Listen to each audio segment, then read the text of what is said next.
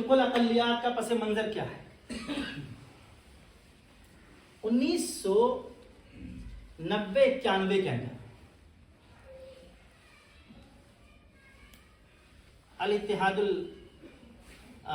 لعلماء المسلمین اس کی کانفرنس ہوئی فرانس کے اندر، 2 کانفرنسیں ہوئی فرانس کے اندر 1991 میں 90-91 میں یہ کانفرنس ہوئی۔ پوری دنیا کے بڑے بڑے علماء اس میں شریک ہوئے۔ شیخ عبد الفتاح الغدائی اس میں شریک ہوئے، شیخ وہبہ زہیلی اس میں شریک ہوئے، عصام بشیر اس میں شریک ہوئے، شیخ یوسف القرضاوی اس میں شریک ہوئے، فیصل مولوی اس میں شریک ہوئے۔ بڑے بڑے جو علماء تھے اس وقت کے وہ لوگ اس میں شریک ہوئے۔ موضوع کیا تھا؟ موضوع یہ تھا کہ غیر مسلم ملک میں قیام کرنا جائز ہے یا نہیں۔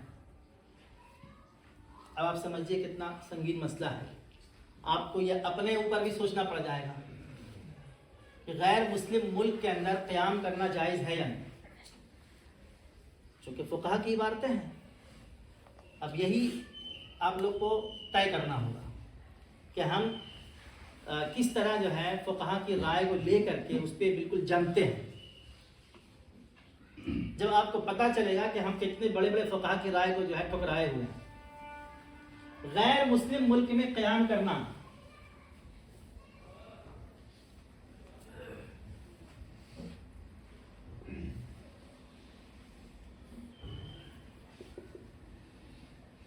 یہ ایک مسئلہ تھا، غیر مسلم ملک میں قیام کرنا۔ حدیث ہے، آپ صلی اللہ علیہ وسلم نے فرمایا انا بریء من کل مسلم یقیم بین اظہر المشرکین، انا بریء من کل مسلم یقیم بین اظہر المشرکین، میں ان تمام مسلمانوں سے بری ہوں جو مشرکین کے ساتھ رہتے ہیں۔ یہ حدیث ہے۔ ایک حدیث میں آپ صلی اللہ علیہ وسلم نے فرمایا من جامع مشرکا فہو مثلہ، جو مشرک کے ساتھ رہتا ہے وہ اسی جیسا ہے۔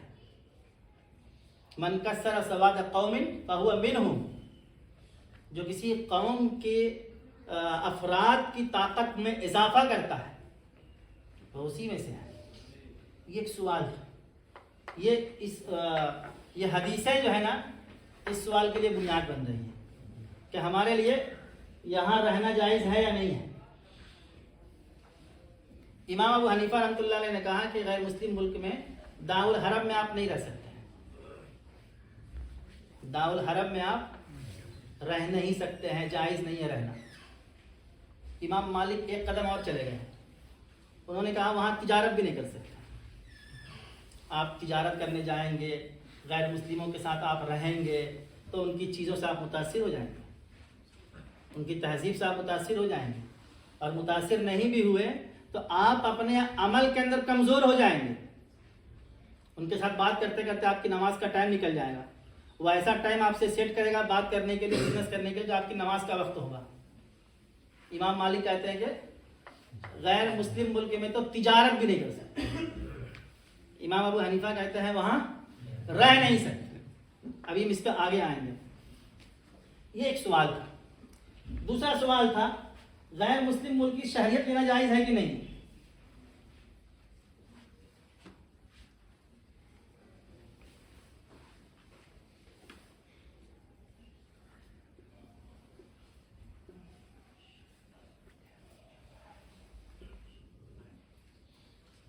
تیسرا سوال تھا غیر مسلم کی شہریت لینے کے لیے غیر مسلم عورتوں سے شادی کر سکتے ہیں کہ نہیں۔ قانون ہے اس ملک کا کہ اگر آپ وہاں شادی کر لیتے ہیں تو آپ کو وہاں کی نیشنلٹی مل جائے گی۔ تو میں وہاں پڑھنے کے لیے گیا، میں وہاں تجارت کرنے کے لیے گیا، بہت دن سے رہ رہا ہوں، بہت مشکلات ہیں، کیا میں غیر مسلم عورتوں سے شادی کر سکتا ہوں؟ یہ ایک سوال تھا۔ قانونی طور پہ آپ 2 شادی نہیں کر سکتے بعض ملکوں میں، تو کیا ہم قانون سے بچتے ہوئے عرفاً شادی کر سکتے ہیں، رسماً شادی کر سکتے ہیں؟ یہ سوال تھا۔ بعض ملکوں میں، یورپی ملکوں میں، اگر عورت کو طلاق ہو جائے تو حکومت اس کو وظیفہ دیتی ہے. تو کیا ہم رشتہ نکاح باقی رکھتے ہوئے طلاق کا پیپر بنا کر کے مطلقہ کا نفقہ کا جو وظیفہ ہے لے سکتے ہیں؟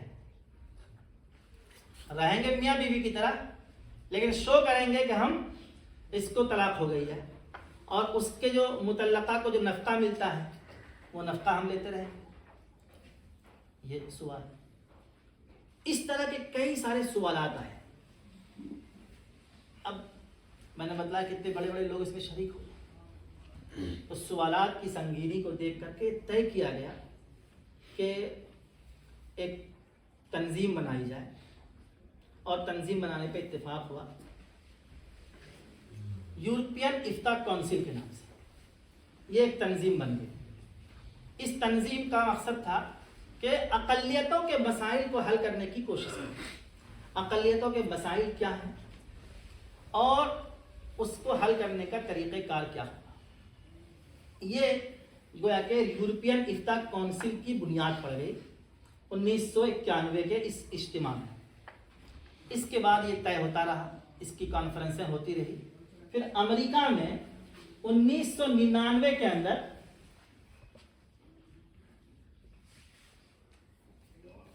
دوسرا اجتماع ہوا ایک بڑا، اور اس کے اندر اس پہ غور و خوض ہوا کہ ہمیں ایک فقہ الاقلیات کو باضابطہ اس کو ایک فقہ کے طور پہ متعارف کرانا چاہیے، اور اس پہ ہمیں مستقل کام کرنے کی ضرورت ہے. وہاں اس بات کی وضاحت کی گئی کہ یہ کوئی نئی فقہ نہیں ہوگی. یہاں پر اضافت جو ہے فقہ الاقلیات میں صرف تخصیص کے لیے ہے. جس طریقے سے آپ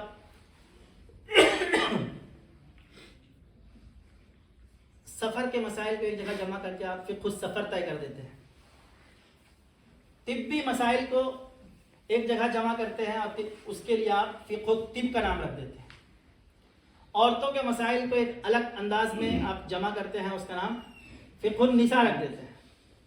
شیخ قرضاوی نے کتاب لکھی، زکوٰۃ کے مسائل کو ایک جگہ کیا اور اس کے اوپر اس کے اصول، قواعد، فروع، جزیات پہ تفصیلی بحث کی، اس کا نام رکھا فقہ الزکوٰۃ.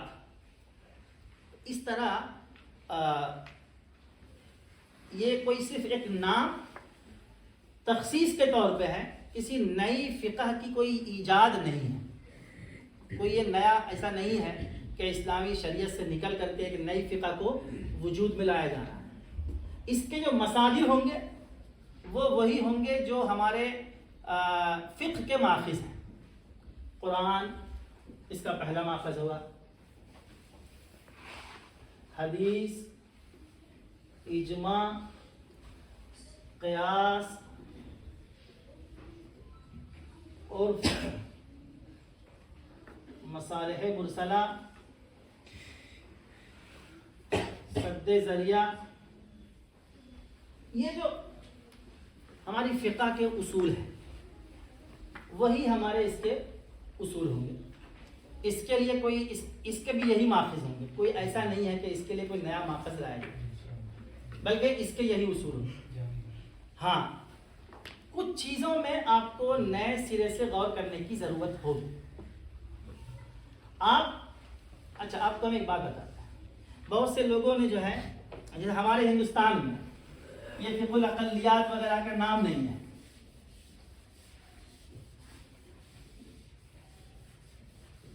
ہمارے علماء نے باضابطہ اس پہ کوئی کتاب نہیں لکھی، باضابطہ کوئی کلام نہیں کیا.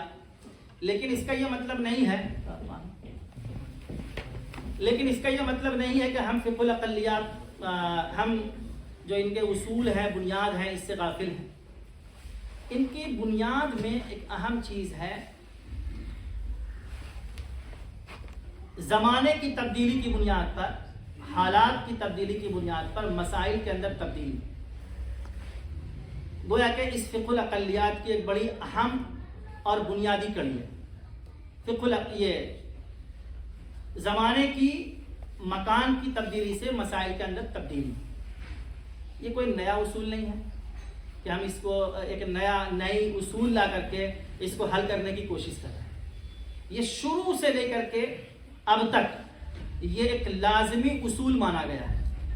ابن قیم نے لکھا تتغیر الاحکام بتغیر الازمان لازم، یہ ایک لازم ہے، اس سے آپ انحراف نہیں کر سکتے.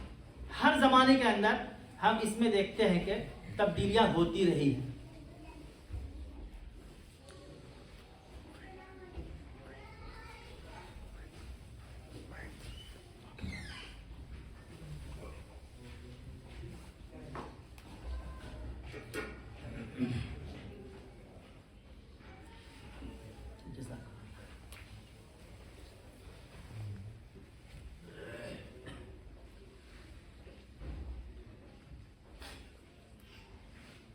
یہ جو اصول ہے تتغیر الاحکام بتغیر الازمان، یہ ایک لازمی اصول ہے. اور اللہ ہمارے دیگر فقہائے مالکیہ، شوافع، حنابلہ سب کے ہاں اس کو مانا گیا ہے. خود احناف کے ہاں بھی اس کو مانا گیا. بہت سارے مسائل کے اندر اختلاف ہے، اور اختلاف کے بعد یہ لکھا جاتا ہے ھذا اختلاف زمانی لا اختلاف برہانی. آج کل شاملہ کی سہولت ہے، خالی آپ اختلاف برہانی کا لفظ صرف شامی میں سرچ کر کے دیکھیے تو آپ کو 50 جگہ آئے گا کہ یہ جو اختلاف ہے یہ اختلاف زمان نہیں، اختلاف برہان نہیں، اختلاف زمان ہے. اب آپ سوچئے، میں نے لکھ دیا کہ امام ابو حنیفہ ہیں، امام مالک ہیں، امام شافعی ہیں، ٹھیک ہے. اب دیکھیے امام ابو حنیفہ کو لیجیے،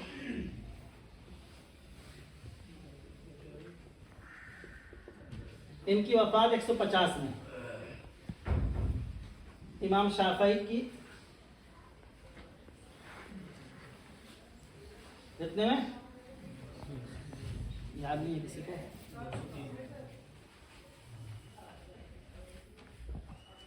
204 میں. امام مالک کی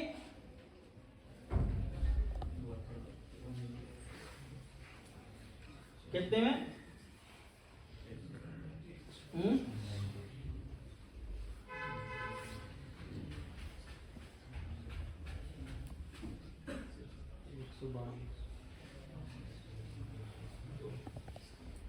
کتنے میں؟ امام ابو یوسف، امام مالک 192، امام ابو یوسف جو ہے کتنے میں ہے؟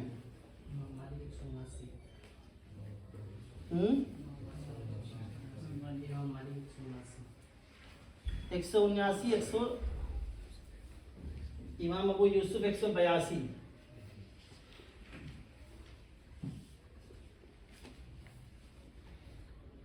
امام محمد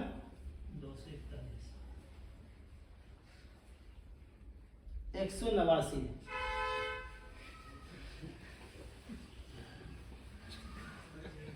یہ دیکھیے 150 سے لے کے 189، آپ دکھ رہا ہے آپ کو 189.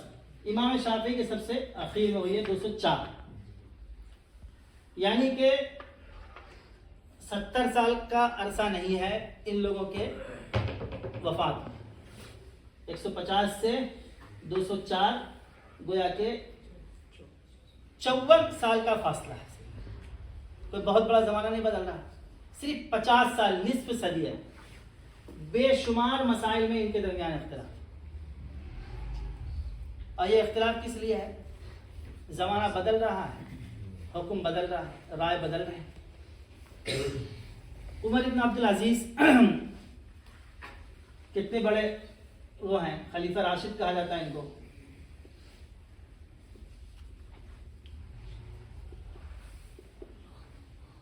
مدینے کے اندر گورنر تھے تو یہ ایک گواہ اور ایک قسم کے اوپر فیصلہ کرتے تھے.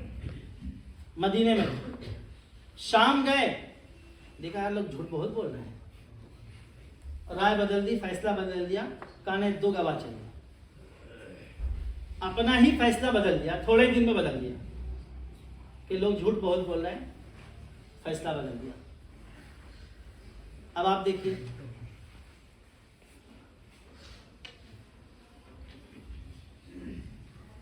خیار رویت امام ابو حنیفہ رحمۃ اللہ علیہ اور امام ظفر رحمۃ اللہ علیہ کے درمیان اختلاف ہے.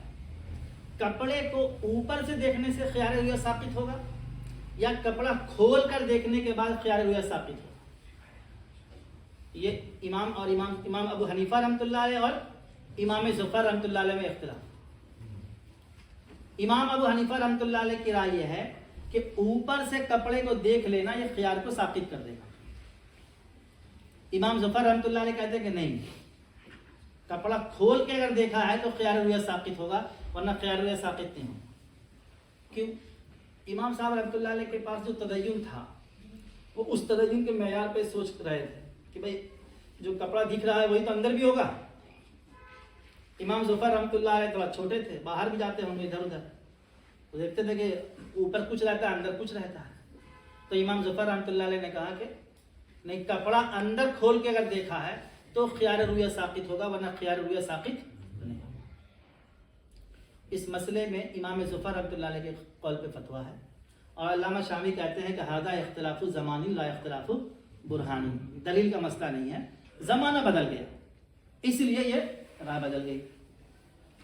ایک لطیفہ سناؤں آپ کو. مالکیہ کے ایک بڑے عالم تھے ابو محمد ابو زید, بڑے امام. ان کو ڈر لگا رہتا تھا کہ دشمن میرے اوپر جو ہے حملہ کر دے گا, میری دیوار گرا دے گا, میرے اوپر کچھ کرے گا میرے ساتھ. وہ کتا پالتے تھے, اپنے گھر میں کتا پالتے تھے. امام بڑے امام تھے مالکیہ کے. لوگوں نے کہا کہ امام مالک تو کتا پالنے کو ناپسند کرتے تھے, آپ کتا پال رہے ہیں. تو انہوں نے کہا کہ اگر میرے زمانے میں امام مالک ہوتے اور جو صورتحال مجھے پیش ہے اگر وہ امام مالک کو پیش ہو جاتی تو وہ جو ہے نا خونخوار شیر پالتے. تو کہا کہ وہ خونخوار شیر پالتے ہیں, میں تو کتا ہی پال رہا ہوں, وہ تو شیر پال لیتے ہیں. یہ کیا ہے؟ ازمان. زمانہ بدل رہا ہے, حکم بدل رہا ہے. یہ اس کی مثال تو آپ کو بہت قریب میں جائیے, آپ عہد نبوی سے بہت قریب جائیے. حضرت عائشہ رضی اللہ تعالیٰ عنہ کیا فرماتی ہیں کہ اگر آج کے دن حضور پاک صلی اللہ علیہ وسلم زندہ ہوتے تو عورتوں کو مسجد میں آنے سے منع کرتے. آپ صلی اللہ علیہ وسلم کے زمانے میں عورتیں آ رہی تھیں. آپ صلی اللہ علیہ وسلم کے زمانے کے تھوڑے دن کے بعد بہت ممکن ہے کہ وہ عورتوں کے اندر وہ تدین نہ رہا, یا آپ صلی اللہ علیہ وسلم کی زندگی میں آپ کا ایک جو فیضان تھا, آپ کی جو روحانیت تھی سب پہ تھی, وہ فیضان عام تھا آپ کا. ظاہر سی بات ہے کہ اس زمانے میں کسی قسم کا فساد یا خطرہ نہیں تھا. آپ صلی اللہ علیہ وسلم کے رخ انور کو دیکھنا ثواب تھا. عورتیں بھی آتی تھی, مرد بھی آتے تھے, عورتیں بھی مسائل پوچھتی تھی. تھوڑے دن کے بعد حضرت عائشہ کہتی ہے کہ آج کے عورتوں کو جو حال دیکھ رہی ہوں میں, اگر آپ صلی اللہ علیہ وسلم یہ صورتحال دیکھ لیتے تو آپ عورتوں کو مسجد میں آنے سے منع کرتے. یہ کیا ہے؟ زمانے کے بدلنے سے مسائل بدل رہے ہیں, زمانے کے بدلنے سے. یہ ایک بہت اہم عنوان ہے کہ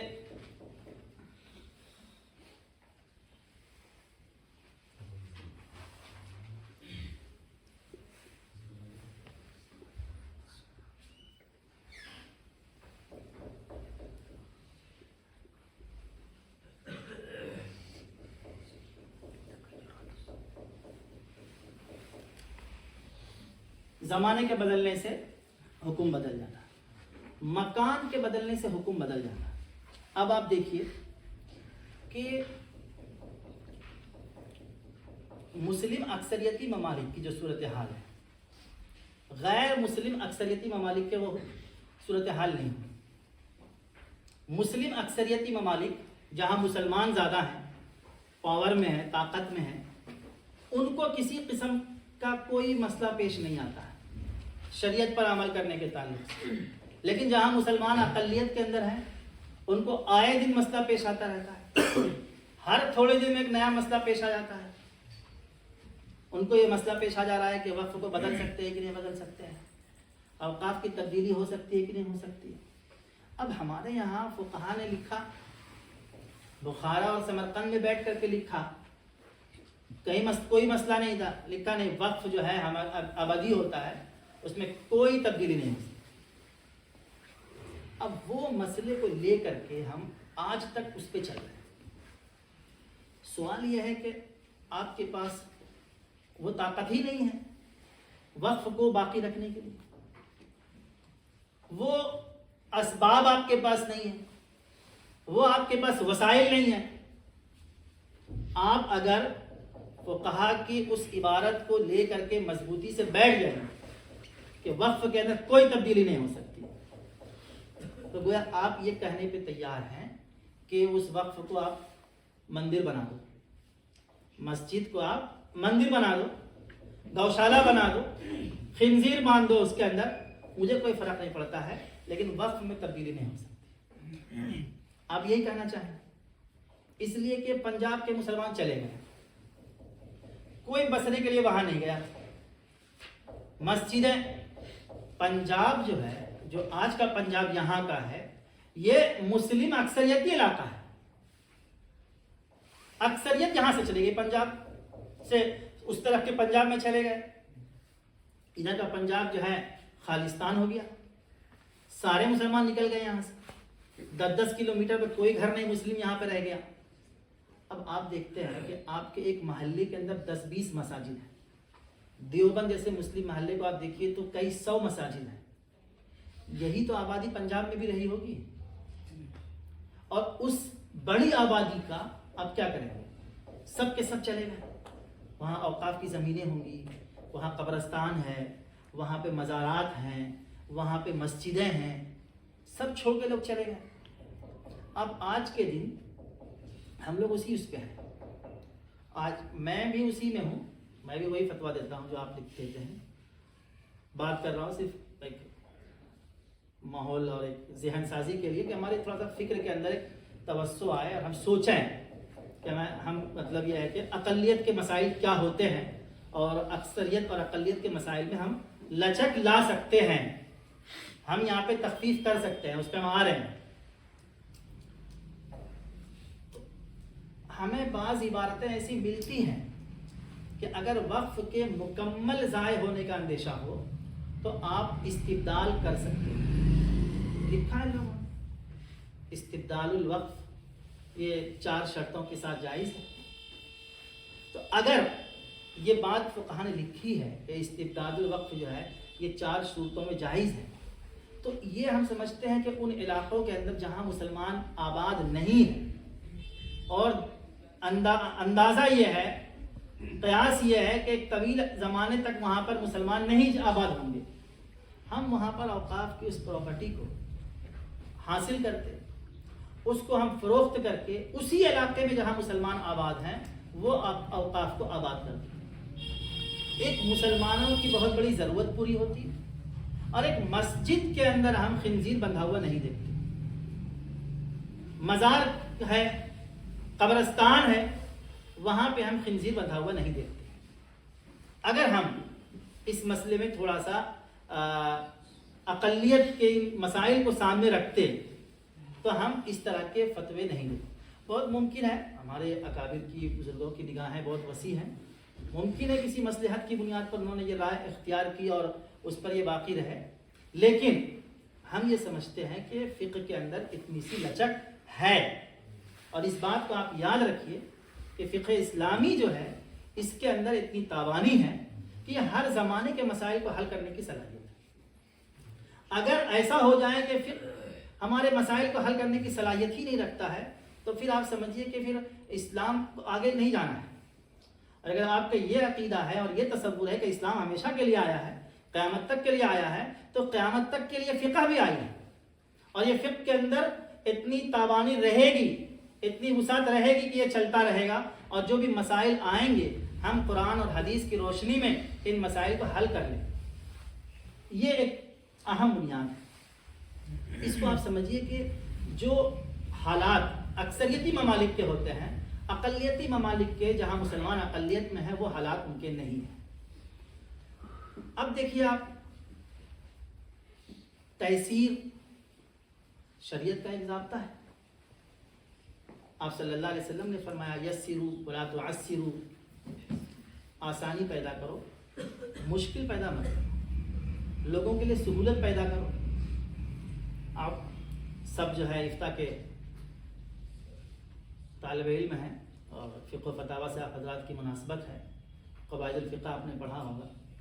بہت سارے قواعد ہیں جس کے اندر ہمیں ایسا لگتا ہے کہ بڑی لچک ہے. اس میں ہے الضرر یزال، ضرر کو زائل کیا جائے گا. اس کے اندر ہے الامور بمقاصدها، الامور بمقاصدها، کہ کوئی بھی کام آپ کرتے ہیں اس کا حکم اس کے مقصد کے ساتھ جڑا ہوا ہے.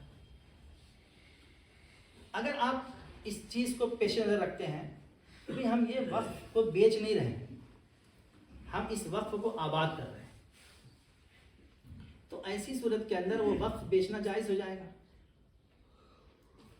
مقصد ہمارا وقف بیچنا نہیں ہے، وقف کو ضائع ہونے سے بچانا اور وقف کو آباد کرنا ہے. علامہ ابن نجیم نے کیسی مثال پیش کیا ہے کہ آپ قرآن کریم کو اگر تکیہ بنا لیتے ہو، مقصد کیا ہے؟ کوئی قرآن میرا چوری نہ کر لے. سفر میں آپ جا رہے ہیں اور آپ قرآن کو تکیہ بنا کے سو جاتے ہیں اس مقصد سے کہ قرآن کو بے حرمتی نہ کر دے، کوئی میرا قرآن چوری نہ کر لے، تو جائز ہے. اور اگر آپ کی نیت کیا ہے؟ قرآن کی توہین، تکیہ بنانا ہی مقصد آپ کا ہے، تو آپ کا یہ عمل کفر ہے. ایک عمل کفر کا ہوتا ہے اور ایک عمل جائز بھی ہو جاتا ہے، وہی عمل ہے لیکن مقصد بدل رہا ہے. تو سہولت پیش. اب دیکھیے آپ شریعت کے اندر رخصت کی بنیادیں کیا ہیں؟ مسافر کے لیے رخصت، بیمار کے لیے رخصت، تنگ دست کے لیے رخصت، مجبور کے لیے رخصت.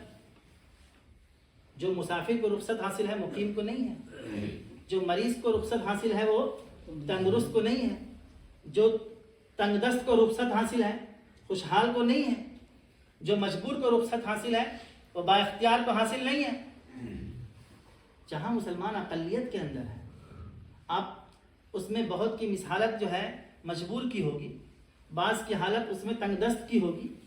تو اگر شریعت ان بنیادوں پہ رخصت دے رہی ہے اور اگر شریعت جو ہے ان بنیادوں پہ آسانی پیدا کر رہی ہے، تو اقلیت میں جو لوگ ہیں وہ مجبور ہیں، وہ لاچار ہیں، وہ فیصلے کو بدل نہیں سکتے ہیں. اور اگر ان بنیادوں پہ تھوڑی سی رخصت ملتی ہے تو یہ شریعت کا عین منشا کہلائے گا. میں نے آپ سے کہا تھا کہ ہندوستان جیسے ملک میں یہ فقہ الاقلیات کی تعبیر نہیں چلتی، لیکن ایسا نہیں ہے کہ لوگ یہاں پہ رخصت پر عمل نہیں کرتے ہیں. روز مسائل پیش آتے ہیں اور ہم کہتے ہیں مجبوری ہے، یہاں پہ اس میں گنجائش ہے. ایک مثال دیتا ہوں آپ کو. ہمارے تمام علماء نے لکھا، جمہوریت کو لے لیجیے. جمہوریت کیا چیز ہے؟ مولانا اعلیٰ مودودی نے کہا یہ نظام طاغوت ہے. یہاں تک کہا کہ ووٹ ڈالنا جائز نہیں ہے، الیکشن میں کھڑا ہونا جائز نہیں ہے، جو اس سے راضی ہو وہ کفر ہے. اتنی سخت تعبیر ہے اور وہ صحیح بنیادوں پہ ہے. اس کی وجہ کیا ہے کہ مسلمان کا عقیدہ یہ ہے کہ انسان زمین کے اوپر اللہ کا خلیفہ ہے اور اللہ کا خلیفہ ہونے کے ناطے وہ زمین کے اوپر اللہ کے فیصلے کو نافذ کرتا ہے، اللہ کے حکم کو نافذ کرتا ہے، اللہ کے قانون کو نافذ کرتا ہے. یہ عقیدہ ہے مسلمان کا. قانون اللہ کا ہے، اس قانون کا نفاذ ہم کرتے ہیں. جمہوریت کے اندر قانون بنانے والے لوگ انسان ہیں. جمہوریت میں اللہ کا قانون نہیں چلتا. انسان پارلیمنٹرین جو ہے نا، یہ قانون ساز کمیٹی ہوتی ہے، وہاں قانون بنتا ہے. وہ لوگوں کے بنائے ہوئے قانون ہوتے ہیں اور اس قانون پر لوگ عمل کرتے ہیں. اب سب لوگ کہتے ہیں کہ الیکشن میں حصہ لینا جائز ہے. جو جماعت اسلامی کے پرانے لوگ تھے اب وہ لوگ کہتے ہیں کہ نہیں الیکشن میں حصہ لینا صحیح ہے. جماعت اسلامی نے باضابطہ اپنی جو ہے سیاسی پارٹی بنائی، ویلفیئر پارٹی کے نام سے. اپنا سیاسی موقف چینج کر دیا انہوں نے. کیوں؟ کیا چیز بدل گئی؟ وہی تو مسئلہ ہے آج بھی. آج جو ہے ایک مسلمان ممبر پارلیمنٹ جو ہے کھڑا ہوتا ہے اور کہتا ہے کہ میں دستور کی قسم کھاتا ہوں. میں حلف لیتا ہوں دستور کی پاسداری کروں گا، وفاداری کروں گا. یعنی وہ یہ قسم کھاتا ہے کہ میں بندوں کے بنائے ہوئے قانون پر عمل کروں گا اور اس کو زمین پہ نافذ کروں گا. جمہوریت کے اندر یہ ہے ایک بہت بڑا گویا کہ اسلامی نظام میں اور جمہوری نظام میں ایک بڑا بنیادی فرق یہ نکل کے آتا ہے. بہت ساری چیزیں ہیں اسلام کے اندر. رائے جو ہے قوت دلیل کی بنیاد پر ہوتی ہے. العبرۃ بقوت الدلیل لا بکثرت. قوت دلیل کا اعتبار ہوتا ہے، کثرت دلیل کا اعتبار نہیں ہوتا. جمہوریت کے اندر کثرت کا اعتبار ہوتا ہے. ابھی بتایا بندوں کو گنا کرتے ہیں، تولا نہیں کرتے، یہ نہیں دیکھتے. جمہوریت کی بہت بھونڈی مثال کیا ہے؟ ایک طرف 49% لوگ پڑھے لکھے، عقل مند، سوجھ بوجھ والے ایک طرف 51% لوگ ان پڑھ، گنوار، جاہل ایک طرف. ادھر کا ہاتھ اٹھے گا تو فیصلہ وہ پاس ہو جائے گا.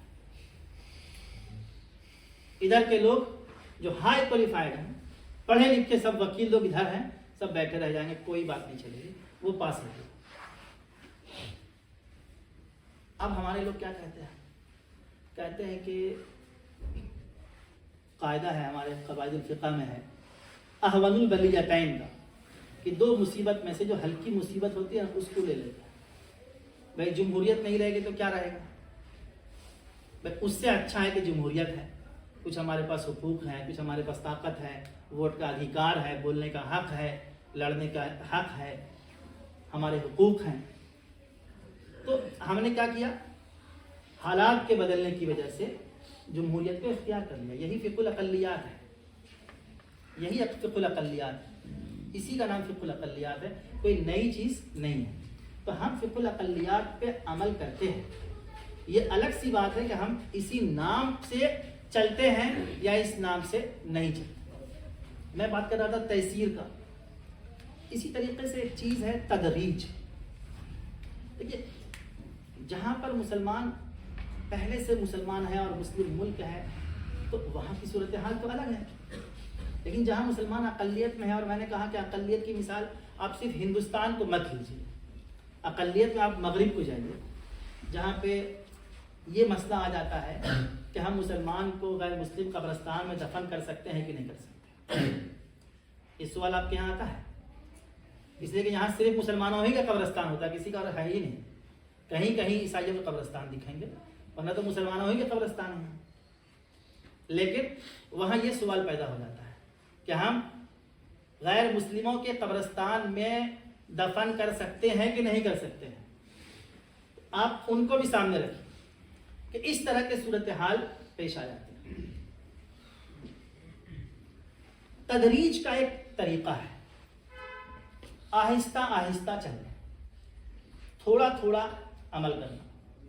ایک آدمی نیا مسلمان ہوا، آپ اس کو کہتے ہیں یہ شریعت کا حکم ہے، یہ شریعت کا حکم ہے، یہ شریعت کا حکم ہے، وہ تو بھاگ جائے گا کہ بھائی اتنی پابندی ہے تو ہم جہاں آزاد تھے وہیں ٹھیک ہے. اب نو مسلم کے حجاب کا مسئلہ. ایک خاتون جس نے پورا مطلب دہریت کی زندگی گزاری ہو، لبرل زندگی گزاری ہو، وہ اسلام کے آغوش میں آ گئی، کلمہ پڑھ لیا، محمد رسول اللہ صلی اللہ علیہ وسلم کو اپنا رسول مان لیا، نماز پڑھنے لگی، روزہ رکھنے لگی، شریعت پہ عمل کرنے لگی. سر پہ جو ہے حجاب نہیں رکھی، جسم پہ کپڑا اس نے ڈال لیا ہے لیکن اس کا ابھی سر کھلا ہوا ہے. آپ کیا کہتے ہیں؟ بالکل یہ حرام ہے. ورنہ تو اگر آپ نے اس پہ سختی کر دی تو ہو سکتا ہے کہ وہ متنفر ہو کر ہی نکل جائے. لیکن اگر آپ نے اس کو سمجھایا اور سمجھانے کی آپ نے کوشش کی، ان کو آپ نے مطمئن کرنے کی کوشش کی، لیکن ابھی وہ حجاب سے مطمئن نہیں ہو پا رہی ہے، آپ کہتے ہیں ٹھیک ہے چلو آگے چلتے رہو گے، تو وہ کیا ہوگا کہ دھیرے دھیرے دھیرے دھیرے اسلامی ماحول میں رہ کر کے، اسلام کو پڑھ کر کے ایک نہ ایک دن وہ پردے میں بھی آ سکتی ہے. لیکن اگر آپ نے آج کے آج اس پہ سختی کر دی، اسلام کے فرض مسائل میں سے ہے یہ، لیکن یہ اصل الاسلام تو نہیں ہے نا، فروعی مسائل میں سے ہے.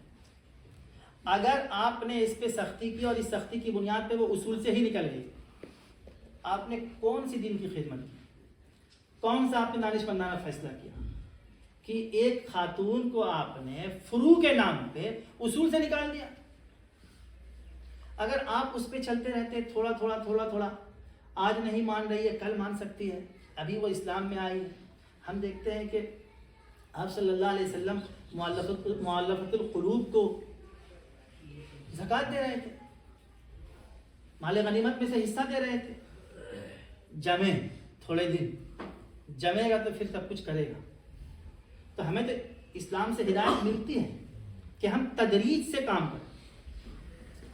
عمر بن عبد العزیز کا ہم نے نام لیا ابھی، یہ خلیفہ راشد لوگ کہتے ہیں، 5ویں خلیفہ راشد. بہت زیادہ ان سے پہلے جو حکومت تھی اس میں بدعنوانی تھی، مظالم تھے بے شمار. اب اگر کوئی نیک بادشاہ جب کھڑا ہوتا ہے تو اس کے لیے پورے سسٹم کو چینج کرنا ایک بہت بڑا چیلنج ہوتا ہے. لیکن بہت پرعزم انسان تھے، انہوں نے طے کیا کہ ہمیں ٹھیک کرنا ہے اور ٹھیک کرنے لگے. ان کے جو صاحبزادے تھے وہ ان سے بھی بڑے والے تھے. عبد الملک بن عمر بہت زیادہ ظالم، بہت زیادہ متدین، وہ ان سے کڑتے رہتے تھے کہ آپ کچھ کر نہیں رہے. اب آپ سوچئے ہم ان کے بارے میں کیا پڑھتے ہیں. ان کے لڑکے کو ان سے شکایت رہتی تھی. سو رہے تھے عمر بن عبد العزیز، بیٹے نے آ کے اٹھا دیا. آپ کو نیند کیسے آ رہی ہے؟ اتنے لوگوں کے مقدمات پڑے ہوئے ہیں، آپ لوگوں کے مقدمات حل نہیں کر رہے ہیں، سو رہے ہیں بیٹھ کر کے، کیسے آپ کو نیند آ رہی ہے اتنے لوگوں کو جو ہے پریشان چھوڑ کر کے؟ بیٹے نے باپ سے اس طرح کہہ دیا.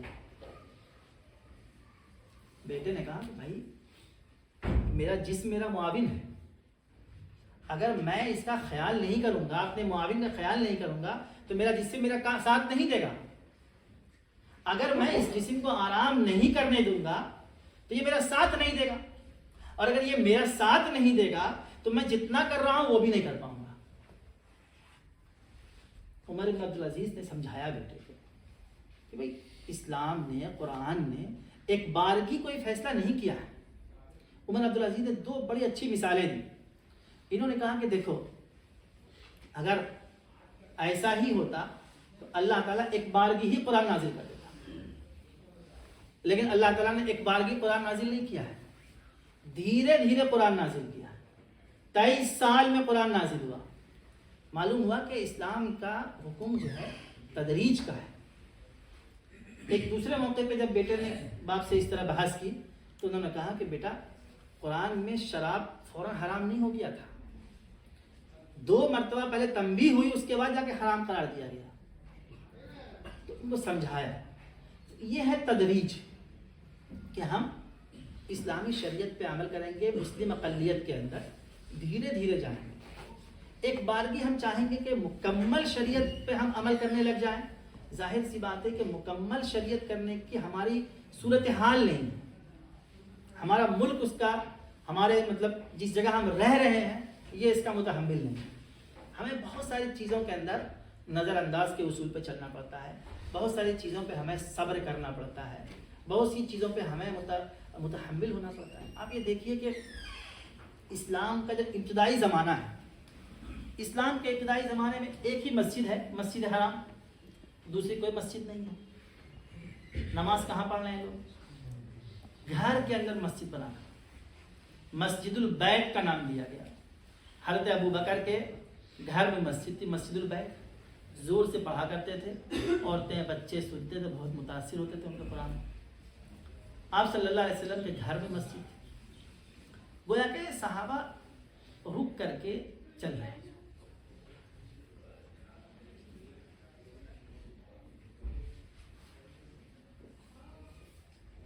اب تو نہیں گئے آپ لوگ؟